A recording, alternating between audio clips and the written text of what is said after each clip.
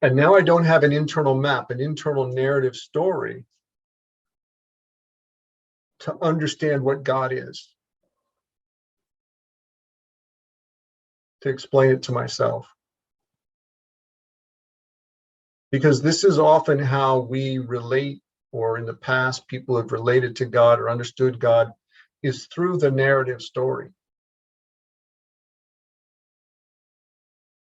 And the narrative story and big collectively we're religious. So what is the story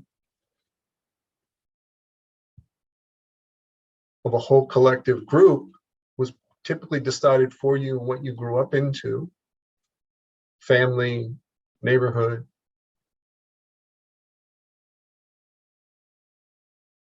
And you were given it, go back 100, 500 years, no critical thinking skills really developed. Not science and skepticism to apply. It was just accept it, faith, go about your chores, do what you need to do to survive.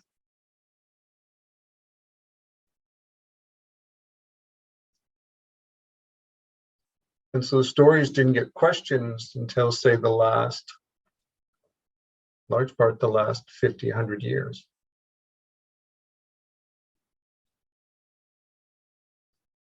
And so we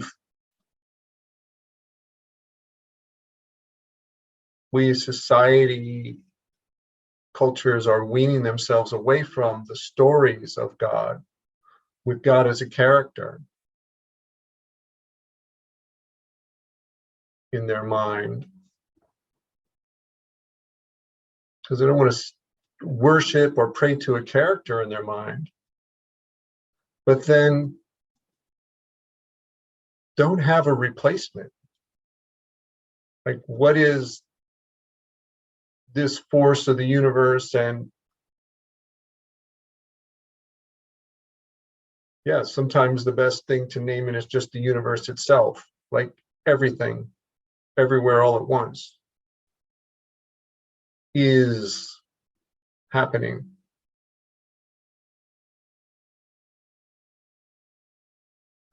And that's not a conceptual idea in the same way as a character. It's much broader and open in a way that almost invites no story.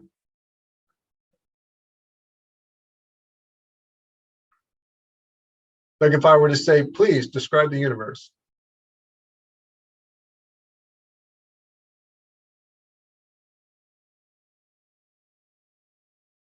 I'm suspecting that your mind stopped and there's no narrative. What happened when I just said that? Describe the universe.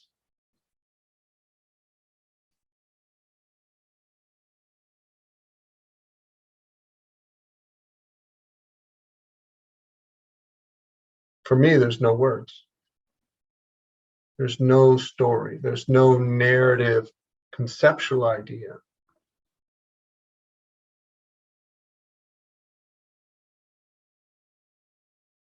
Because that's beyond our knowledge, beyond our narrative story knowledge, to this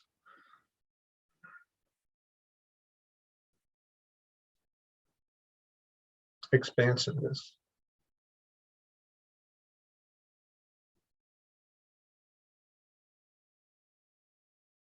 Which is a lot closer to God.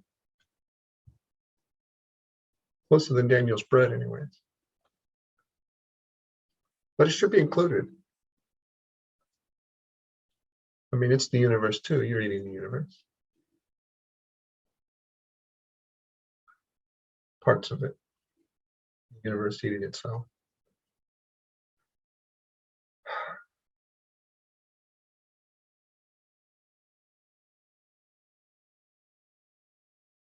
So we all have our personal narrative stories in relation to this idea character of God.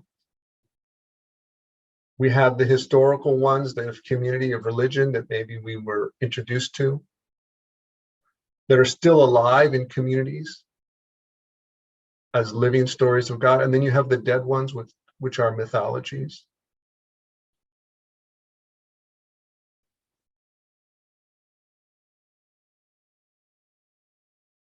with all its rules and other characters and contradictions and inconsistencies that fall apart with our critical thinking.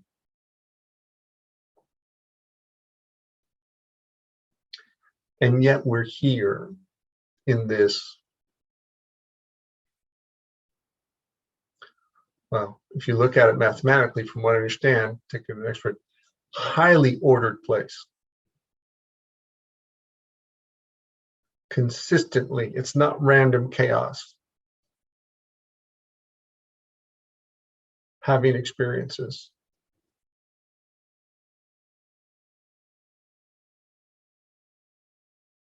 So how is that possible? What is the force or consciousness behind this that we can't describe with a story? We can't describe with words, because then now we have this abstraction, this concept, and the concept is not it. We're looking for this expansive consciousness that does not fit inside a concept.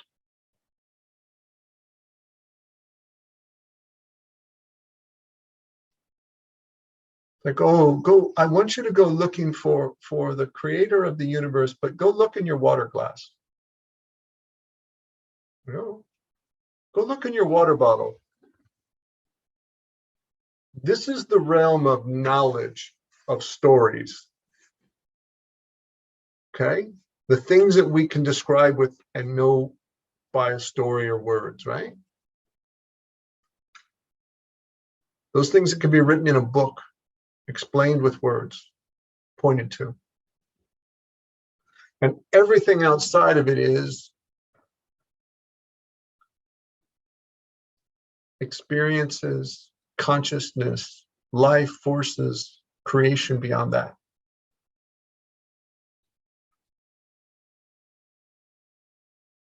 All that we don't understand and can't explain is beyond that.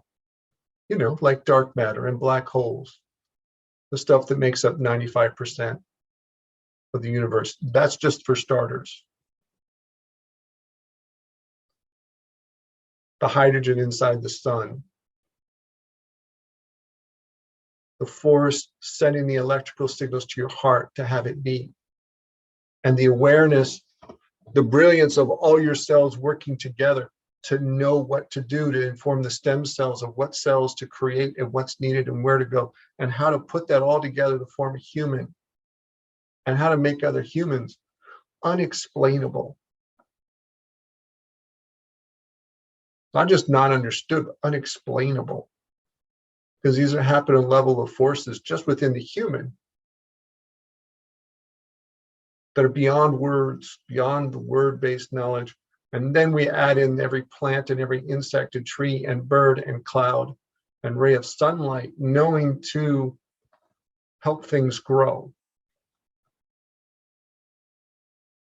And gravity that holds it all together in this package on Earth so we don't all just float away, specks of dust in loose space.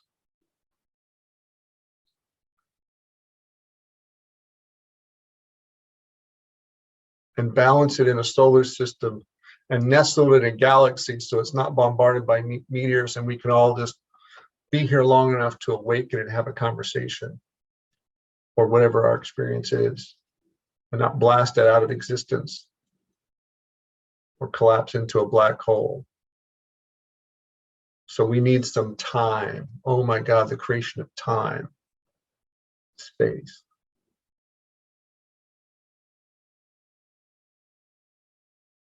This didn't happen by anything that can fit inside a bottle of knowledge, of words, concepts.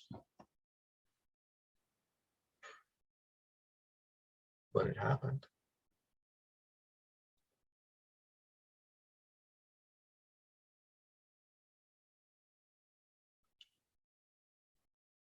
And your stories won't lead you to the truth of it, to the consciousness of it. Well, the stories could lead you, help you, but it won't give you the answer.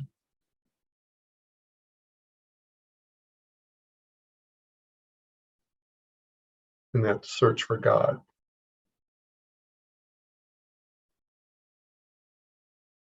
Words and stories could be clues. Like, don't look in your water bottle of knowledge. Don't look in the container of knowledge for an answer, understanding the consciousness of God. That's a clue. Don't look into knowledge. Don't think you're going to find God in a story.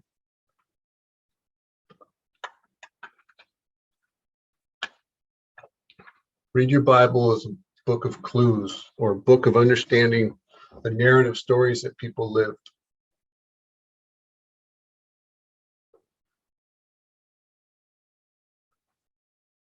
But understand you're reading a story and not consciousness of God. Is this helpful understanding, like what the story construct of God is, both for yourself, from your own experience, for religions, for mythologies, and how that's different than some of you come around to like, it's something else.